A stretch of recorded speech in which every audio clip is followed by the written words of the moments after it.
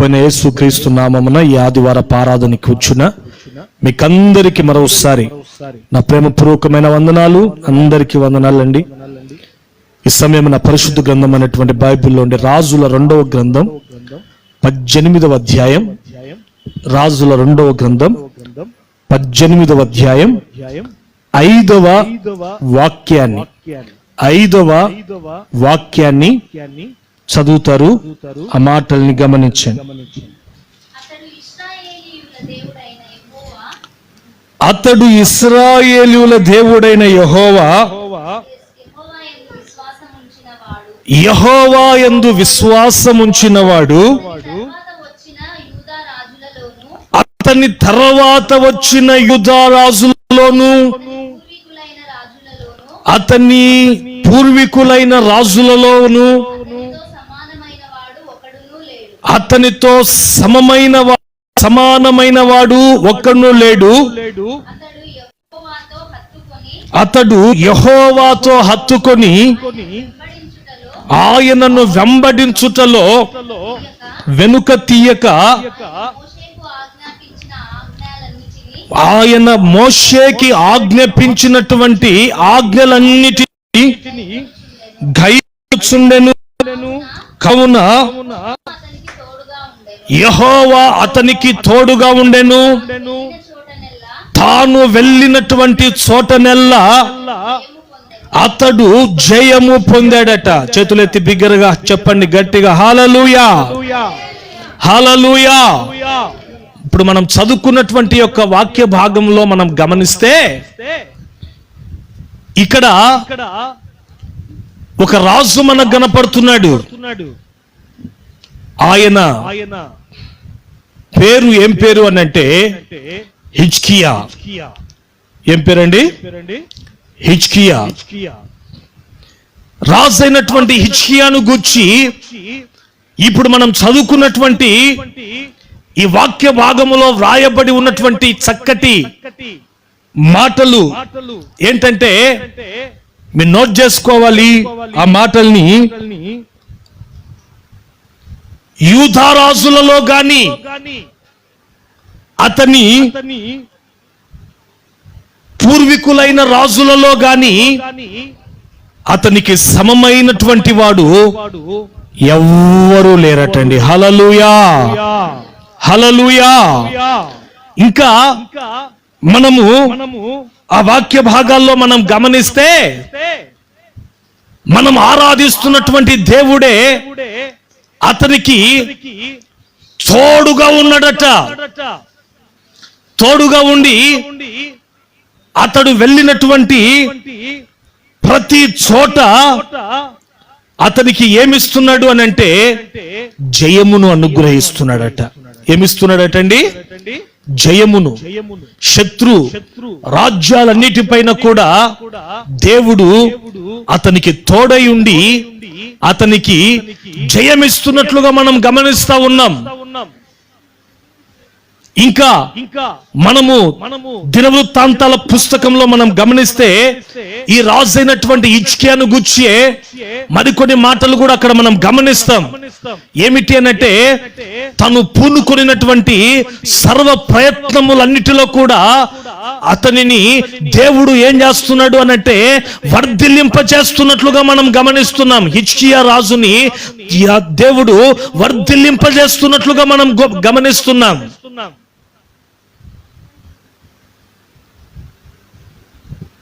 ఎందుకని హిజ్కియా రాజుని దేవుడు ఆ విధముగా ఆశీర్వదించాడు? యూదా రాజులలో గాని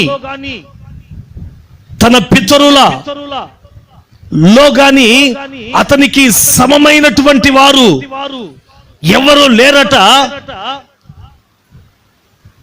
తను ఎక్కడికి వెళ్ళినా దేవుడు అతనికి తోడై ఉండి శత్రు రాజ్యాలన్నిటిపైన దేవుడు ఆయనకి అఖండమైన జయాన్ని అనుగ్రహించారట. తను పూనుకొనినటువంటి సర్వ ప్రయత్నములన్నిటిలో దేవుడు అతనిని ఏం చేస్తున్నాడంటే వృద్ధి పరుస్తున్నట్లుగా అతనిని గూర్చి హిజ్కియా రాజును గూర్చి మనం బైబిల్లో మనం చదువుతున్నాం. ఆమేన్. ఎందుకని దేవుడు అతనిని ఆ విధంగా ఆశీర్వదించాడు? అతనిని ఆశీర్వదించుటకు గల ప్రబలమైనటువంటి కారణం ఏమై ఉంది అని మనం చూస్తే, ఇప్పుడు మనం చదువుకున్న ఆ యొక్క వాక్య భాగములోనే వ్రాయబడి ఉన్న మాట ఏమిటి అనంటే, అతడు ఎవరిని హత్తుకున్నాడు అనంటే మన దేవుడైన యెహోవాను, మన దేవుడైన యేసయ్యను హత్తుకున్నాడట. ఆమేన్. ఏ వయసులో అతడు రాజ్యంలోకి వచ్చాడండి? ఏ వయసులో అతడు రాజుగా యూదా దేశం మీద అభిషేకించబడ్డాడు అని మనం చూస్తే, చూడండి, అదే 18వ అధ్యాయం మొదటి వాక్యం చదువుతారు. చూడండి, 18వ అధ్యాయం.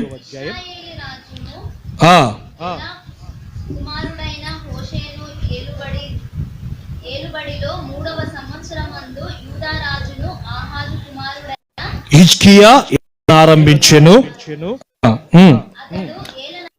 అతడు ఏలన ఆరంభించినప్పుడు, అతడు అంటే ఎవరు అని అంటే హిజ్కియా రాజు ఏలన ఆరంభించినప్పుడు 25 ఏండ్ల వాడై యెరూషలేమునకు 29 సంవత్సరములు పరిపాలించాడట. చూడండి, అతడు రాజ్యరికములోకి వచ్చినప్పుడు, అతడు రాజుగా యూదా దేశం మీద అభిషేకింపబడినప్పుడు అతని వయస్సు ఎంత అనంటే 25 years, 25 సంవత్సరాల వయసు అండి. అంటే అప్పుడప్పుడే అతను యవ్వన ప్రాయంలో అడుగు పెట్టాడు. ఒక యవ్వన ప్రాయములో ఉన్నాడండి.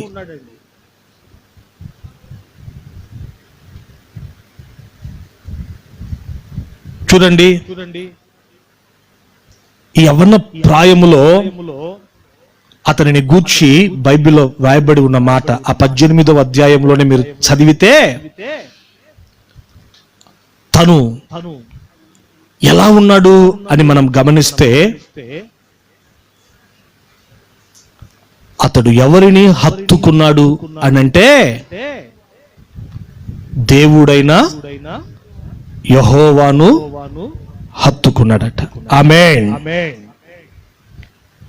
ఈ రోజుల్లో యవనస్తులు మనం గమనించమనుకో, ఎవరిని హత్తుకుంటున్నారు అనంటే స్నేహితుల్ని. ఏమండి?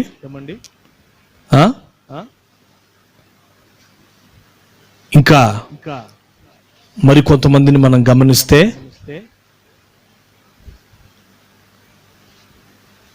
మొబైల్ ఫోన్లని. కూరగాయలు కొనుక్కోనికి వెళ్తుంటా నేను. ఆ చర్చికి ఎదురుగా కూరగాయల మార్కెట్ ఉంది. ఆ కూరగాయల మార్కెట్లో యవనస్తుడు కుర్రోడు ఉంటాయి, ఒక 17, 16 సంవత్సరాల వయసు అనుకుంటా. నేను ఎప్పుడు పోయినా వాడు మొబైల్ ఫోన్ ఒత్తుకుంటా ఉంటాడు.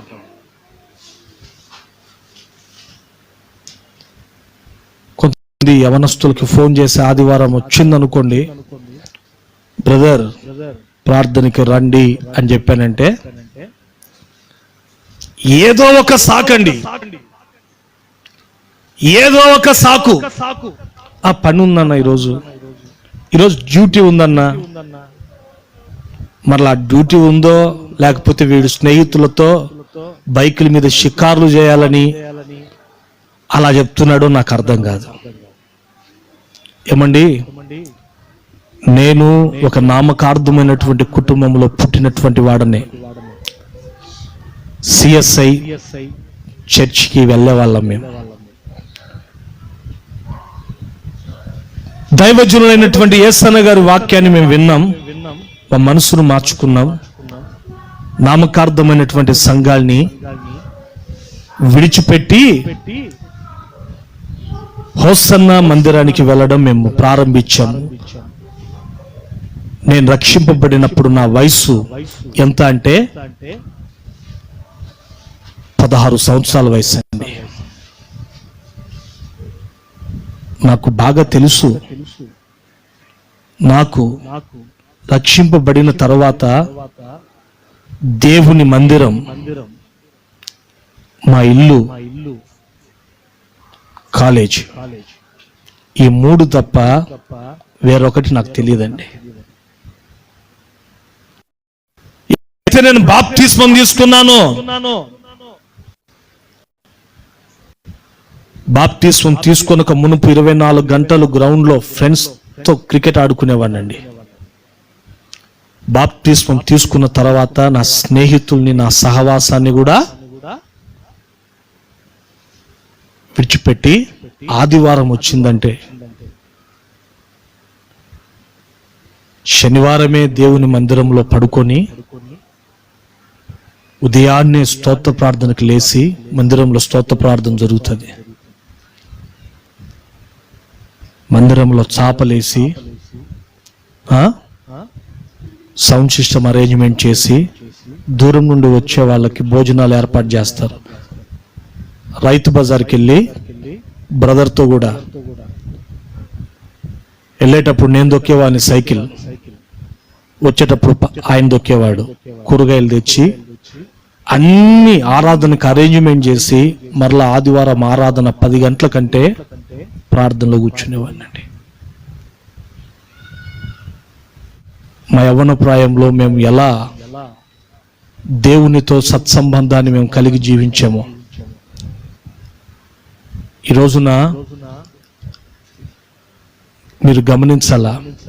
హిజ్కియాను గురించి వ్రాయబడిన మాట, హిజ్కియా తన యవ్వన ప్రాయములో ఎవరిని హత్తుకున్నాడంటండి? ఫ్రెండ్స్ ని కాదు. తన యవ్వన ప్రాయంలో ఎవరిని హత్తుకున్నాడు అని అంటే నామకార్థమైనటువంటి క్రైస్తవ అనుభవాలు నడిపించబడుతున్నటువంటి వాళ్ళను కాదు,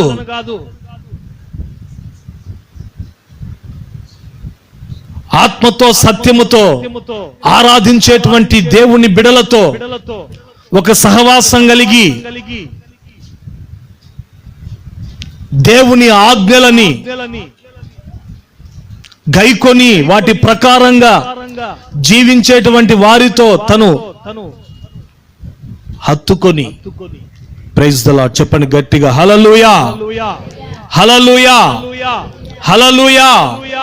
చదవండి ఆ మాటలు, మీరు చదవండి. 5వ వాక్యం.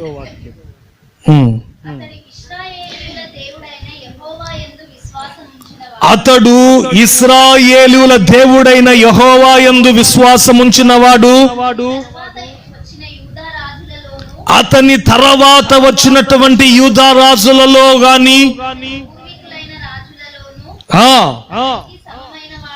అతనికి సమమైన వాడు ఒక్కడును లేడు.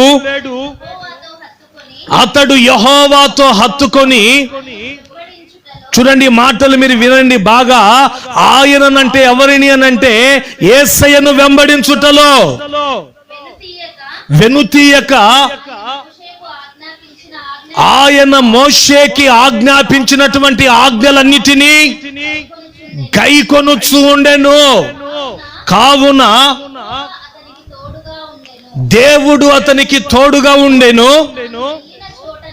తాను వెళ్ళినటువంటి చోటనెల్లా అతడు ఏం పొందుతున్నాడట? జయం పొందుతున్నాడట. చెప్పండి స్తోత్రం గట్టిగా, హల్లెలూయా, హల్లెలూయా, హల్లెలూయా.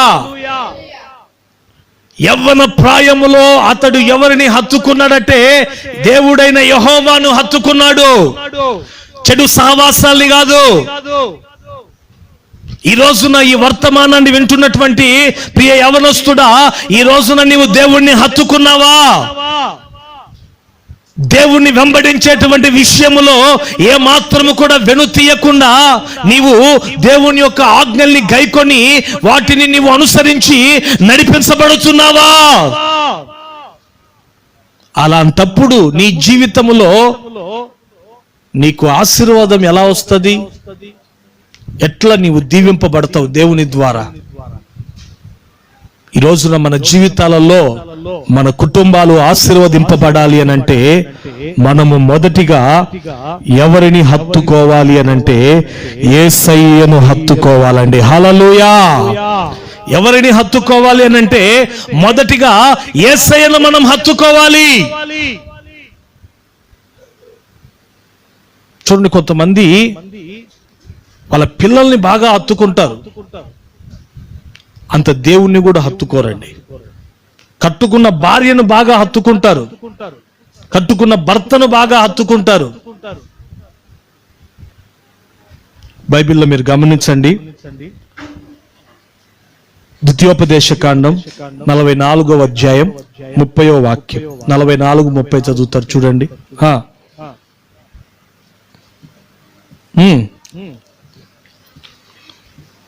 డబ్బును హత్తుకునే వాళ్ళని కూడా మనం చూస్తాం.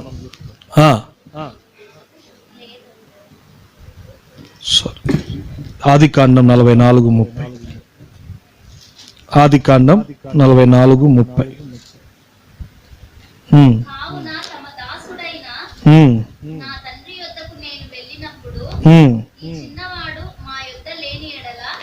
ఈ చిన్నవాడు మా యొద్ద లేని ఎడల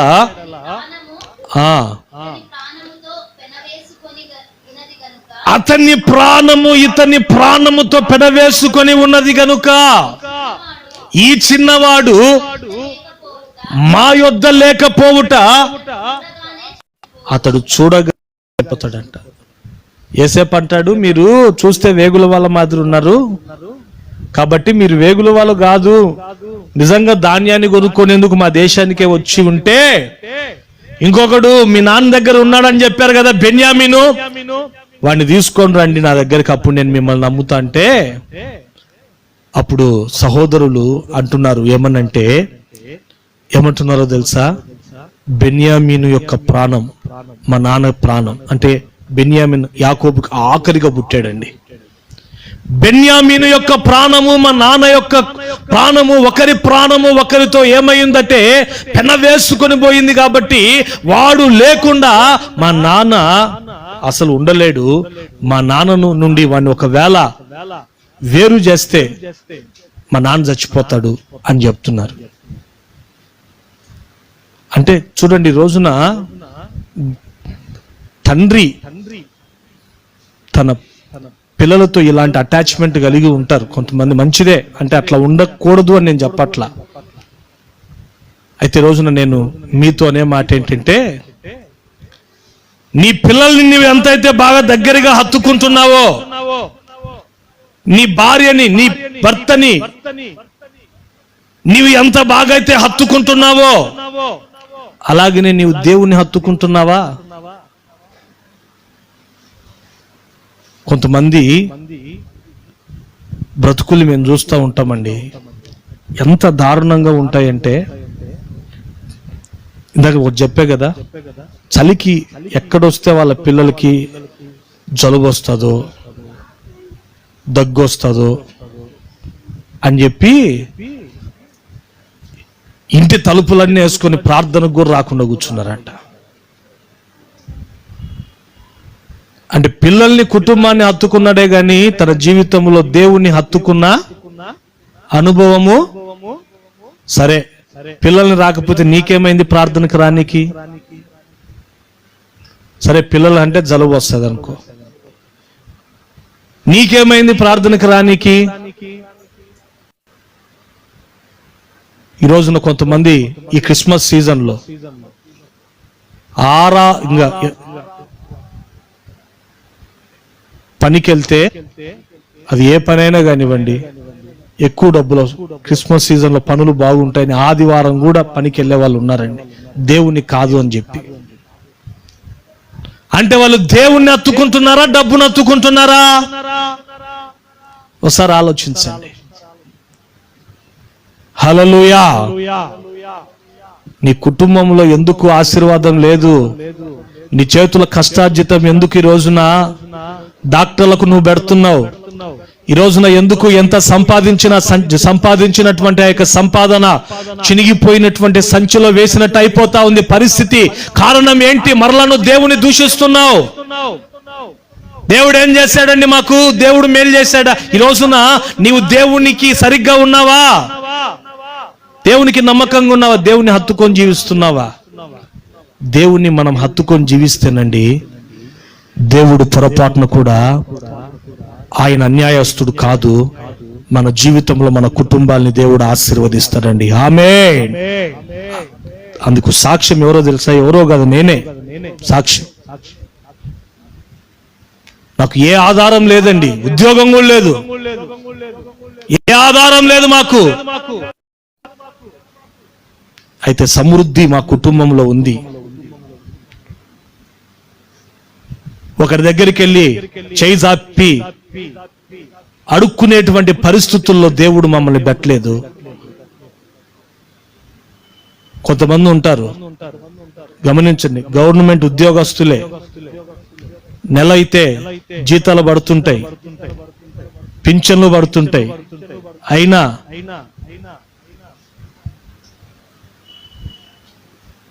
అప్పులు పాలైన వాళ్ళు లేకుండా పోలేదు. కారణం ఏంది? దేవుని హత్తుకోలా. దేవుణ్ణి హత్తుకుంటే వారిని గూర్చి వాక్యం చెప్తున్న మాట ఏంటో తెలుసా? నీకు సమమైనటువంటి వారు నీ బంధువులలో ఎవరు ఉండరండి. హల్లెలూయా. హిజ్కియా రాజు దేవుని హత్తుకున్నాడంట. అతనికి సమమైనటువంటి వారు యూదా రాజులలో గాని అతని పూర్వీకులలో గాని ఎవరు లేరట. ఇంకా అతను ఎక్కడికి వెళ్ళినా దేవుడు అతనికి జయాన్ని ఇస్తున్నాడట.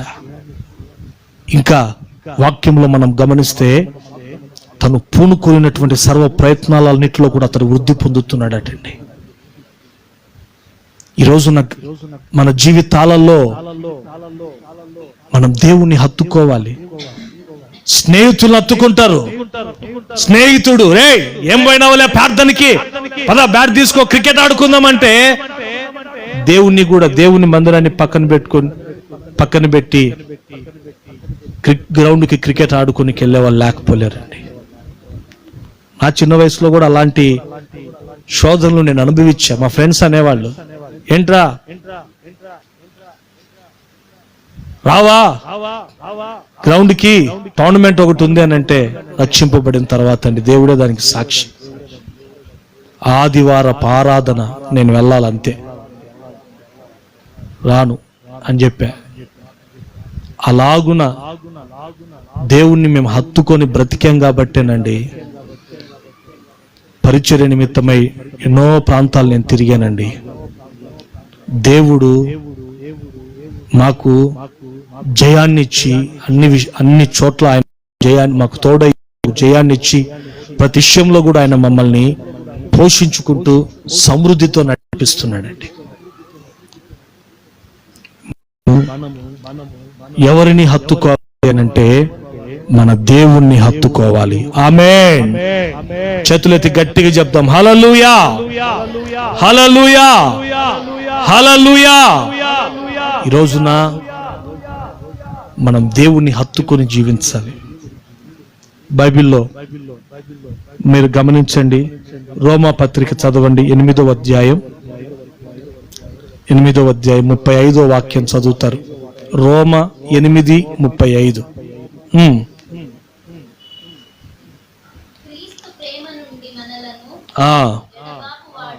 ఎడబాపు వాడెవడు?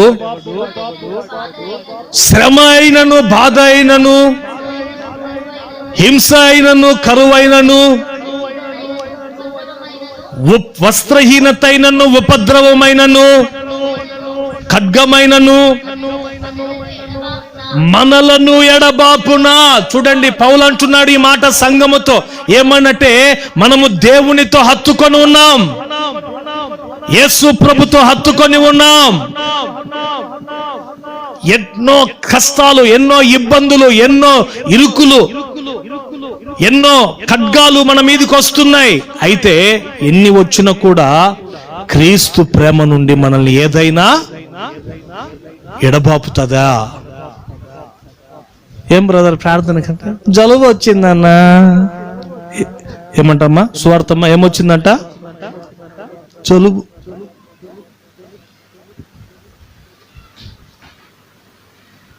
బంధువులు వచ్చినారన్నా ప్రార్థనకి ఏమన్నా రాలేదంటే,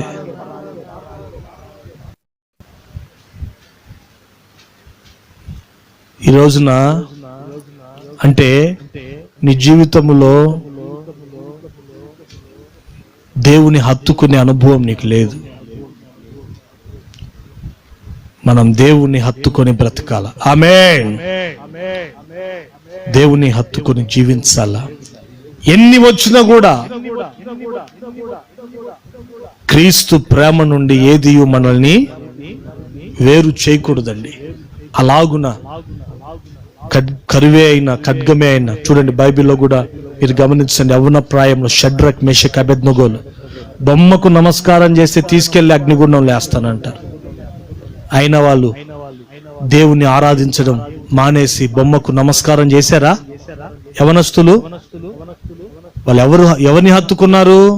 యేసయ్యనే హత్తుకున్నారు. ఆయనను తప్ప వేరొక దేవుణ్ణి మేము ఆరాధించము.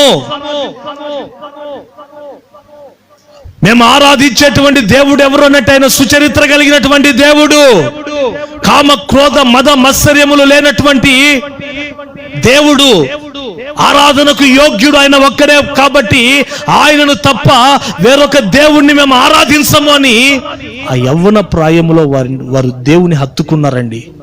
శ్రమ, ఇరుకు, ఇబ్బంది అనేది వారిని దేవుని ప్రేమలో నుండి వేరు చేయలేదు. చూడండి, రాజు వారిని అగ్నిగుండంలో వేశాడు. వేసినప్పటికీ కూడా అగ్ని వారిని ఏమీ చేయలేదట. అగ్ని జ్వాలలు వారిని కాల్చలేదట. స్తోత్రం చెప్పండి గట్టిగా, హల్లెలూయా, హల్లెలూయా. రోజున చూడండి, అనేక మందిని మేము గమనిస్తూ ఉంటాం. ఆదివారం పనిని వచ్చిందంటే దేవుని వదిలేస్తారు. దేవుని ఆదివారం, అరే 6 రోజులు దేవుడు మనల్ని కాపాడాడు, మనకు ఆరోగ్యం ఇచ్చాడు, మనల్ని పోషించాడు. ఒక 2 గంటలు దేవుని సన్నిధికి వెళ్ళి మనం దేవుణ్ణి ఆరాధించకపోతే ఎలా అన్న ఇంకిత జ్ఞానం, ఒక ఆలోచన కూడా ఉండదండి ఆ రోజు కూడా. మరి కొంతమంది బ్రతుకుల్లో పని లేకపోయినా ఆదివారం వస్తే ఎట్టుంటారో తెలుసా? కూర తెచ్చుకోవడం, శుభ్రంగా వండుకోవడం, తినడం. ఇదే జీవితం, ఇదే జీవితం. ఒక ఆత్మ సంబంధమైనటువంటి ఆలోచన బ్రతుకులకి ఉండనే ఉండదండి. చూస్తా ఉంటా. నేనే ఇంత బాధపడతా ఉంటే వాళ్ళని చూసి దేవుడు ఎంత బాధపడుతుంటాడు? ఎట్లా దేవుడు వీళ్ళను సహిస్తున్నాడా అనిపిస్తుంది నాకైతే.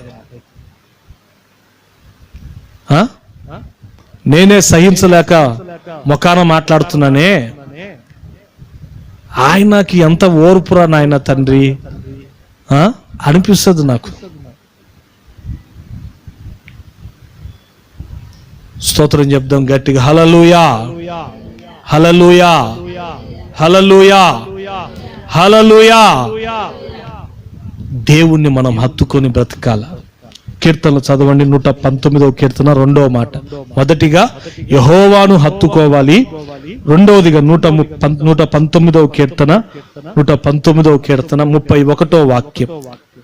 119వ కీర్తన 31వ వాక్యం. 119:31.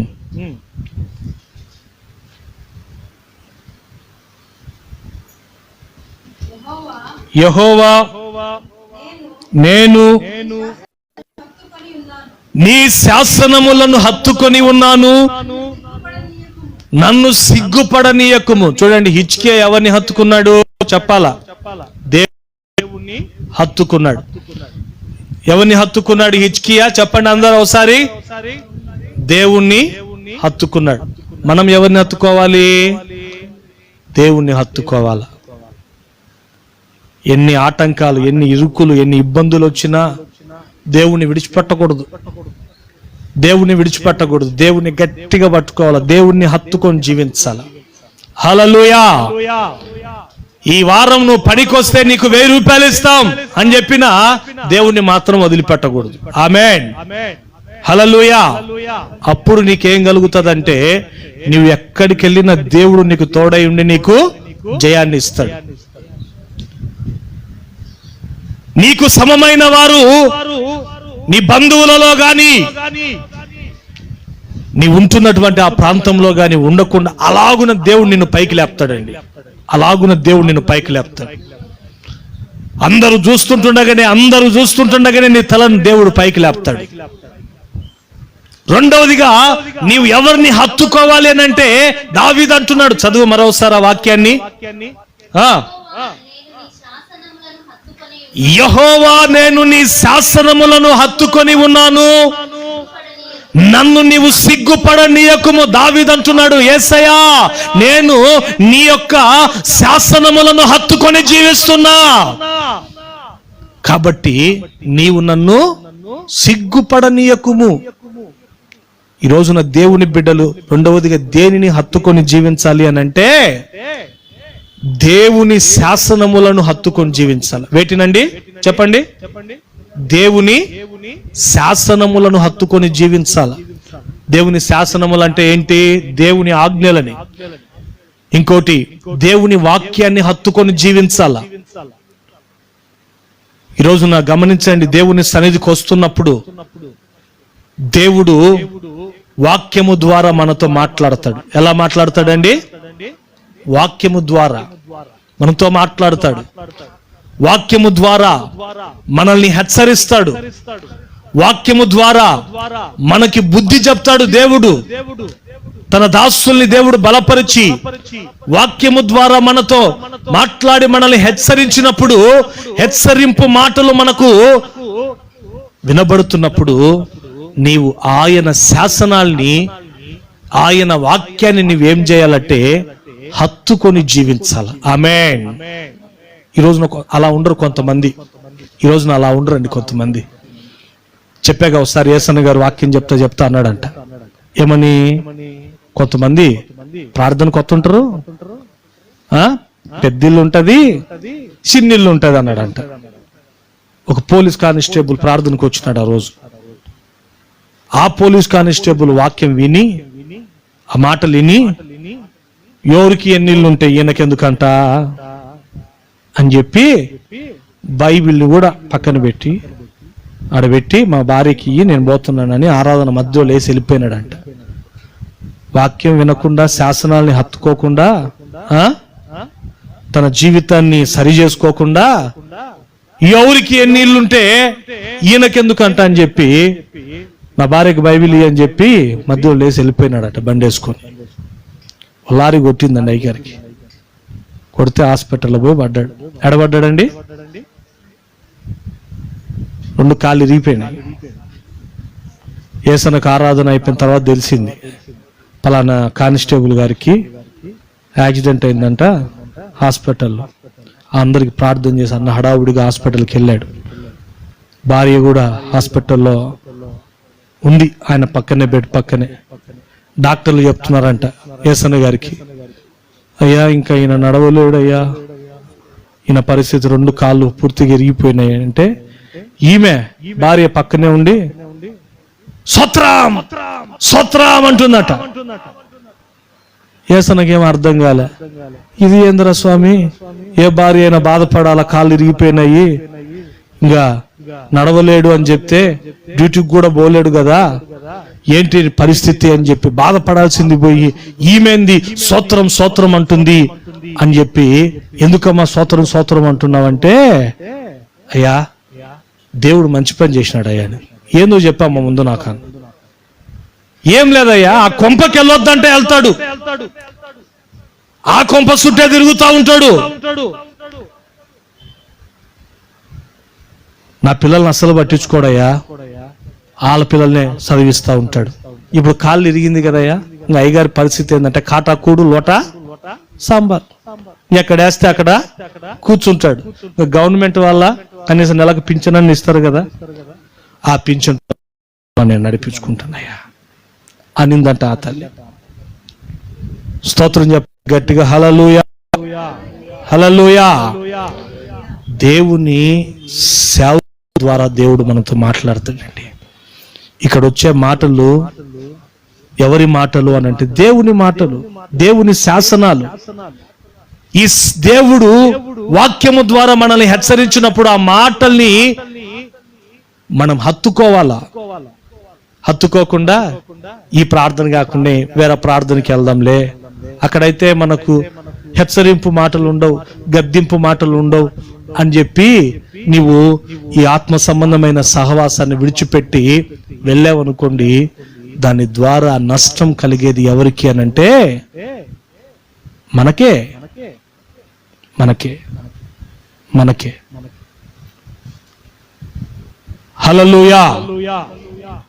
దావీదు అంటున్నాడు, యెహోవా నీ శాసనములను నేను ఏం చేస్తానంటే హత్తుకుంటానయ్యా, నీ వాక్యాన్ని నేను హత్తుకుంటాను ప్రభువా. అవి గద్దింపు మాటలే అయినా వాటిని నేనేం చేస్తానంటే హత్తుకొని బ్రతుకుతానంటాడు. మూడవదిగా చదవండి బైబిల్ అపోస్తుల కార్యాలు 17వ అధ్యాయం 34వ వాక్యం. నేను ముగిచ్చేస్తున్నా.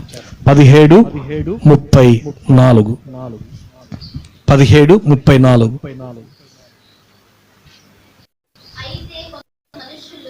అయితే కొందరు మనుష్యులు అతనిని హత్తుకొని విశ్వసించిరి. అతనిని అంటే ఎవరిని అని అంటే దైవ సేవకుని.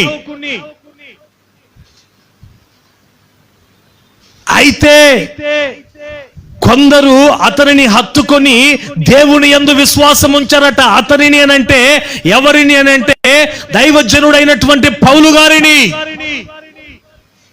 నీ కుటుంబములో దేవుని ఆశీర్వాదం ఉండాలంటే మొదటిగా మనము ఎవరిని హత్తుకోవాలి అనంటే మన యేసయ్యను హత్తుకోవాలి. హల్లెలూయా. యేసయ్యను హత్తుకోవాలి. రెండవదిగా శాసనాల్ని, దేవుని వాక్యాన్ని హత్తుకొని జీవించాలి. మూడవదిగా ఎవరిని అంటే దేవుని సమర్పించుకొని, దేవుని కొరకు జీవితాల్ని త్యాగం చేసుకొని, రాత్రింబగళ్ళు మీ కొరకు మీరు ఆత్మీయంగా ఎదగాలి అని చెప్పి ప్రార్థన చేస్తూ వాక్యము ద్వారా మిమ్మల్ని పోషిస్తూ వాక్యము ద్వారా ఆత్మీయంగా మీ జీవితాల్ని కడుతూ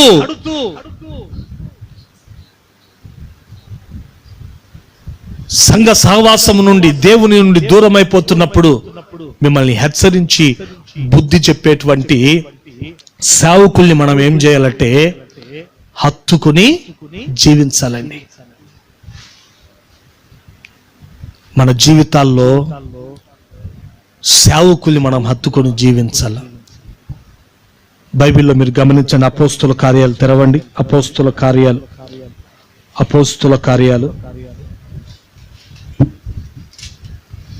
41వ వాక్యం, 2వ అధ్యాయం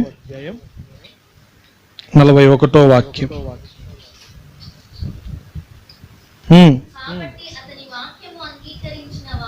అతని వాక్యమును అంగీకరించిన వారు బాప్తిస్మం పొందిరి,